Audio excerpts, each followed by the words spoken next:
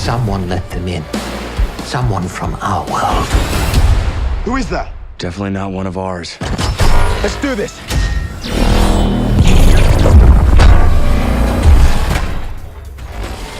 Does Pacific Rim Uprising successfully take us back to the universe that Guillermo del Toro created? Is it too blockbuster for its own good? Is it even entertaining? All these questions will be answered and more here at 2D Talk. Hi, I'm Jayse and welcome. This is my non-spoiler review of Pacific Rim Uprising, starring John Boyega, Scott Eastwood and Cailee Spaena, and directed by Stephen Esther Knight. So, the story focuses on Jake Pentecost, played by Boyega, a once promising Jaeger pilot whose legendary father, Stacker Pentecost, gave his life to secure humanity's victory against the monstrous kaiju. Jake, however, chooses to follow a different path from that of his father, but events unfold that draw him back into the Jaeger program, and when an even more unstoppable threat is unleashed to tear through cities and bring the world to its knees, Jake is given one last chance by his estranged sister, Mako Mori, to live up to his father's legacy. Okay, so the cast. Let me tell you about Boyega to begin with. He is the best thing in this movie.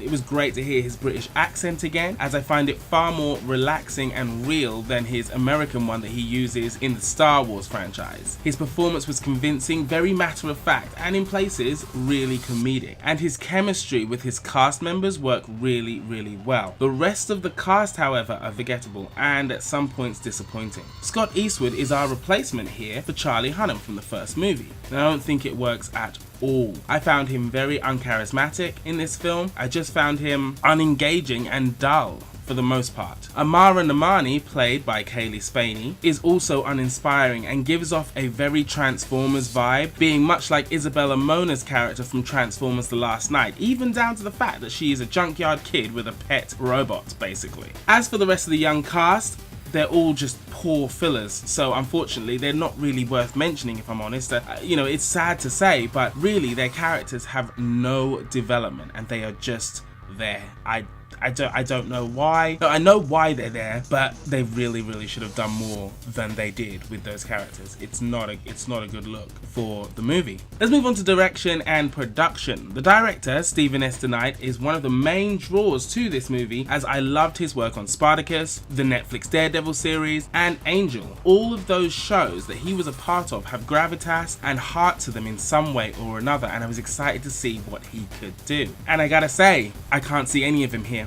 There's nothing of him in this movie. It's almost as if someone else had a hand in making this movie. There's just nothing with Esther Knight, which is really disappointing. The CGI effects in the movie, though, they're standouts. Everything is believable and on point. The Jaegers were all realized really well, but I'd be damned if I remember any of their names like I remember the names of the first Jaegers. For instance, Gypsy Danger, Striker Eureka, Crimson Typhoon. I remember those, but these ones, I can't remember them. They were very generic.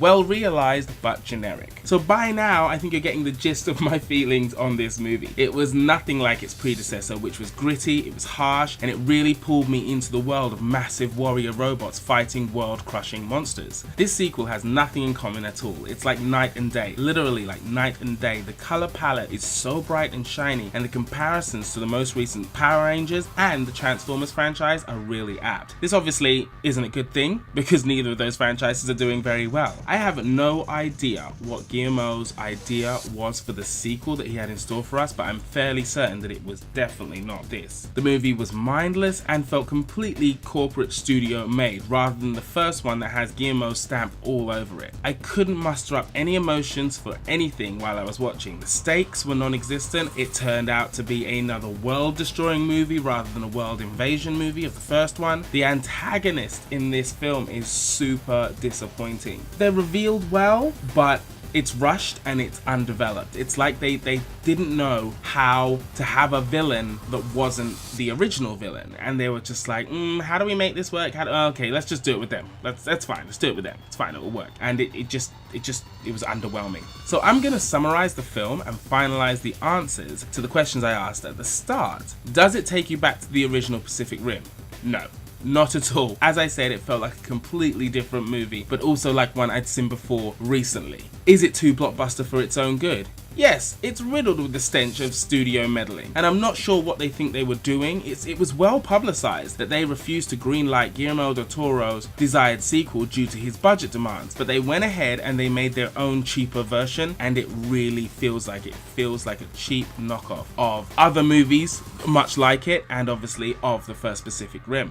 Is it entertaining? Yes. As far as the battles go, yes, it is entertaining, but it's generic and nothing groundbreaking. There wasn't a moment in this movie where I was like, whoa, that was a mad scene. Ah, that was awesome. Or there wasn't a moment where I was like, I want to see the action sequence again when I get it on streaming, or if I get it, if I get a hard copy of it. I didn't want to see any of the sequences again. It was all stock action that doesn't have anything to separate itself from other popcorn flicks out there. As the credits rolled, I started to have a moment, and I thought, right, so that was all right. And then I thought some more about it on my way out of the auditorium and on my way home, and I was like, that kind of left me unsatisfied.